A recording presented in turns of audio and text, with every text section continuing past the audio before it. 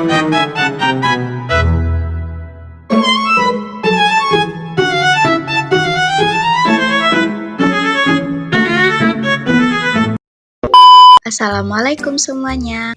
Pada kesempatan ini, kami akan memaparkan materi mengenai alternatif pengendalian manajemen dan faktor-faktor yang memengaruhinya.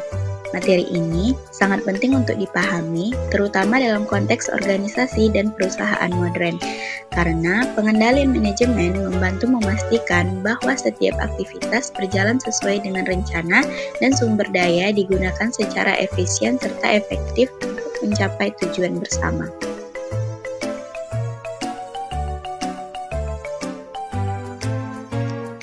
Pengendalian manajemen adalah suatu proses yang dilakukan manajemen untuk memastikan bahwa kegiatan dalam organisasi telah berjalan sesuai dengan strategi, kebijakan, dan tujuan yang telah ditetapkan sebelumnya. Nah, sistem pengendalian ini mencakup pengukuran kinerja, pemantauan hasil, serta tindakan korektif jika terjadi penyimpangan. Dengan adanya pengendalian yang baik, organisasi bisa lebih mudah menjaga arah kerjanya dan terus melakukan perbaikan. Adapun tujuan utama dari pengendalian manajemen adalah untuk memastikan bahwa setiap unit kerja, divisi, atau bagian dalam organisasi harus berkontribusi sesuai dengan target yang telah ditetapkan. Dan selain itu, pengendalian juga bertujuan untuk menghindari pemborosan sumber daya, meningkatkan efisiensi operasional, serta mendorong akuntabilitas dan transparansi dalam pelaksanaan tugas.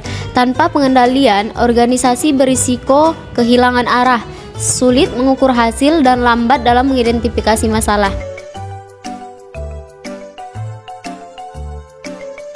Dalam praktiknya, terdapat beberapa alternatif sistem pengendalian yang dapat digunakan. Pertama adalah pengendalian hasil, selanjutnya adalah pengendalian tindakan, berikutnya juga ada pengendalian personil, dan yang terakhir ada pengendalian budaya. Pengendalian hasil yaitu sistem pengendalian yang berfokus pada hasil akhir yang dicapai oleh individu atau unit kerja.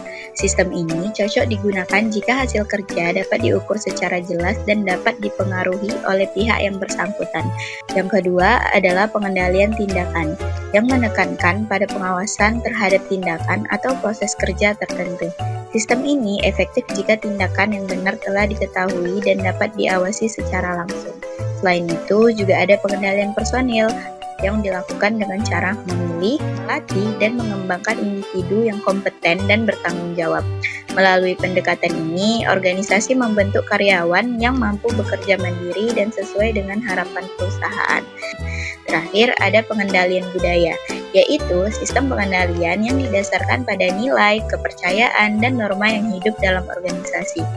Jika budaya organisasi kuat, maka kontrol akan terjadi secara alami karena karyawan sudah memahami apa yang benar dan salah tanpa harus diawasi secara ketat. Kira-kira faktor apa aja sih yang dapat memengaruhi pilihan pengendalian? Jadi, dalam memilih sistem pengendalian yang tepat, manajemen sendiri perlu mempertimbangkan berbagai faktor. Di antaranya adalah ukuran organisasi, kompleksitas struktur, jenis aktivitas yang dilakukan, budaya kerja yang berlaku, serta ketersediaan sistem informasi dan teknologi. Misalnya nih, organisasi besar dan kompleks mungkin memerlukan kombinasi pengendalian hasil dan tindakan. Sementara, organisasi kecil dengan budaya kuat bisa lebih mengandalkan pengendalian budaya. Faktor lingkungan eksternal seperti peraturan pemerintah dan perkembangan pasar juga turut memengaruhi bentuk pengendalian yang dipilih. Selanjutnya, kita akan bahas mengenai kombinasi sistem pengendalian. Jadi, kira-kira apa ya gunanya kombinasi ini untuk sistem pengendalian? Nah, pada kenyataannya, sangat jarang organisasi hanya mengandalkan satu jenis pengendalian saja. Organisasi akan menggunakan kombinasi dari beberapa sistem pengendalian untuk menciptakan kontrol yang lebih komprehensif. Misalnya, pengendalian hasil bisa digabungkan dengan pengendalian budaya untuk menciptakan kinerja yang tinggi dan juga beretika. Kombinasi ini memberikan fleksibilitas dalam menghadapi berbagai situasi dan meningkatkan efektivitas pengendalian secara keseluruhan. Sebagai kesimpulan, pengendalian manajemen adalah bagian penting dari sistem organisasi untuk memastikan bahwa segala aktivitas berjalan sesuai dengan arah dan tujuan. Tersedia berbagai alternatif pengendalian seperti hasil, tindakan, personil, dan juga budaya. Pemilihan sistem pengendalian sangat tergantung pada kondisi internal dan eksternal organisasi. Dengan memahami karakteristik masing-masing untuk pengendalian dan faktor-faktor yang mempengaruhi, manajer dapat menentukan sistem yang paling sesuai atau bahkan menggabungkan beberapa jenis pengendalian untuk hasil yang optimal.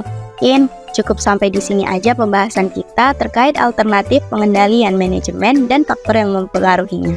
Semoga dengan penjelasan singkat ini teman-teman semua bisa lebih paham dan mengerti ya. Terima kasih. Jumpa lagi ya. Bye-bye.